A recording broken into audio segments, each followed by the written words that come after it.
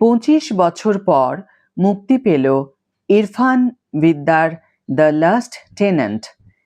কেন হলো এত দেরি? Hi everyone, welcome back to my channel Anjana Entertainer. বন্ধুরা, তোমাদের সকলকে আমার এই ছোট্ট ইউটিউব চ্যানেলে স্বাগত জানাই।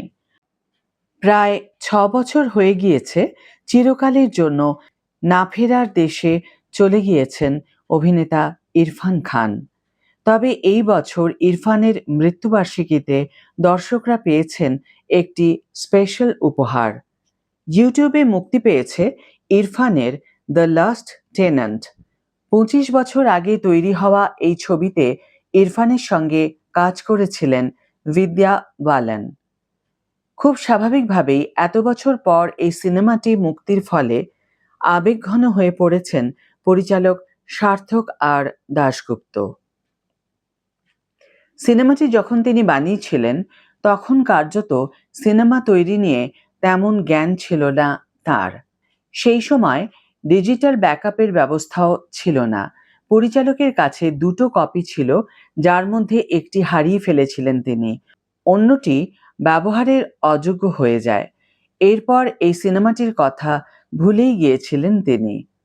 পরিচালক আরও জানান, কয়েকদিন আগে বাড়ি পাল্টানোর সময় তিনি সেটি আবার খুঁজে পান।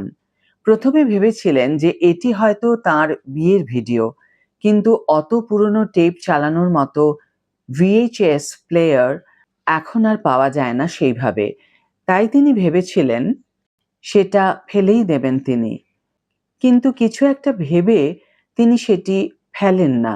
ভাবেন কি রয়েছে একবার দেখাই যাক না। ভিডিওটি চালানোর পরেই অবাক হয়ে যান পরিচালক। 25 বছর আগের সেই সিনেমা এখনো জ্বলজ্বল করছে টেপের মধ্যে। ভিডিওর মান খুব একটা ভালো না থাকায় এত বছর পর সেটি মুক্তি দিতে কিছুটা দ্বিধাগ্রস্ত বোধ করছিলেন সার্থক। কিন্তু এর মধ্যেই পরিচালকের মনে পড়ে যে ইরফানের 6ষ্ঠ মৃত্যুবার্ষিকী আসতে চলেছে আর কিছুদিনের মধ্যেই। তাই প্রয়াত অভিনেতাকে সম্মান জানানোর জন্যই তিনি সিদ্ধান্ত নেন যে সিনেমাটি তিনি রিলিজ করবেন। তাই তিনি 25 বছর পর খুঁজে পাওয়া ভিডিও থেকে সিনেমাটি রিলিজ করেন। আজকের ভিডিও এখানে শেষ করছি বন্ধুরা। ভিডিওটি যদি ভালো লেগে থাকে তাহলে অবশ্যই একটি ছোট্ট করে লাইক দিও, শেয়ার করো বন্ধুদের সাথে, কমেন্ট করে জানিও তোমাদের মতামত। যারা এখনো আমার চ্যানেলটিকে সাবস্ক্রাইব করোনি তারা অবশ্যই চ্যানেলটিকে সাবস্ক্রাইব করে আমার পাশে থেকো, আর যারা অলরেডি সাবস্ক্রাইব করে দিয়েছো তাদের জন্য আমার অনেক ভালোবাসা এবং অনেক ধন্যবাদ।